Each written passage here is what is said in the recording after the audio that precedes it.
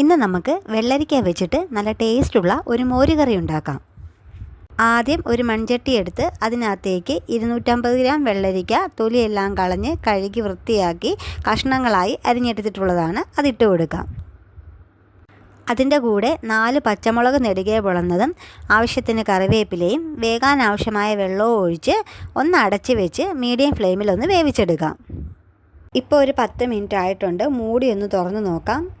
നന്നായിട്ട് തിളച്ച് വന്നിട്ടുണ്ട്. ഇനി ഇതിനകത്തേക്ക് കഷ്ണങ്ങൾക്ക് ആവശ്യമായ ഉപ്പും കൂടെ ഇട്ട് കൊടുക്കാം. എന്നിട്ട് അടച്ച് വെച്ച് കൊടുക്കാം. വെള്ളമെല്ലാം പറ്റി കഷ്ണമെല്ലാം നന്നായിട്ട് വെന്ത് വരട്ടെ. ഇനി ആ സമയത്ത് ഇതിന് വേണ്ട ഒരു അരപ്പ് തയ്യാറാക്കിയെടുക്കാം.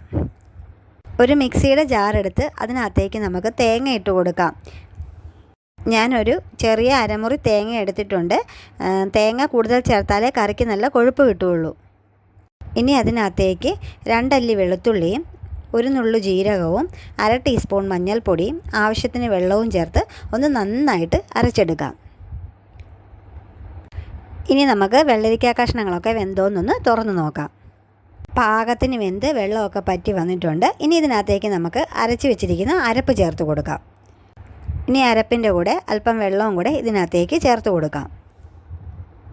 ഇനി പുളിക്ക് ആവശ്യമായ തൈര് ചേർത്ത് കൊടുക്കാം. 1 കപ്പ് തൈരാണ് ഞാൻ എടുത്തിരിക്കുന്നത്. ഇത് മുഴുവനും ഒഴിച്ചു കൊടുക്കുന്നില്ല. ഒരു 3/4 കപ്പോളവേ ഞാൻ ഒഴിച്ചു കൊടുക്കുന്നുള്ളൂ. ഓരോരുത്തരുടെ പുളിക്ക് അനുസരിച്ച് തൈര് ചേർത്ത് കൊടുത്താൽ മതി. എന്നിട്ട് നന്നായിട്ടൊന്ന് ഇളക്കി മിക്സ് ചെയ്യണം. ഈ സമയത്ത് ഉപ്പുണ്ടോ എന്നും കൂടി ഒന്ന് നോക്കണം. ഇല്ലെങ്കിൽ പാകത്തിന് ഉപ്പും കൂടി ചേർത്ത് കൊടുക്കണം. എന്നിട്ട് ലോ ഫ്ലെയിമിലിട്ട് നന്നായിട്ട് ആവി വരുന്നത് വരെ കൈയെടുക്കാതെ ഒന്ന് ഇളക്കി ചൂടാക്കി എടുക്കാം. തൈര് ഒഴിച്ചത് കൊണ്ട് കറി തിളയ്ക്കരുത്, പിരിഞ്ഞു പോകും. അതുകൊണ്ട് ഇളക്കി തന്നെ ചൂടാക്കി എടുക്കണം.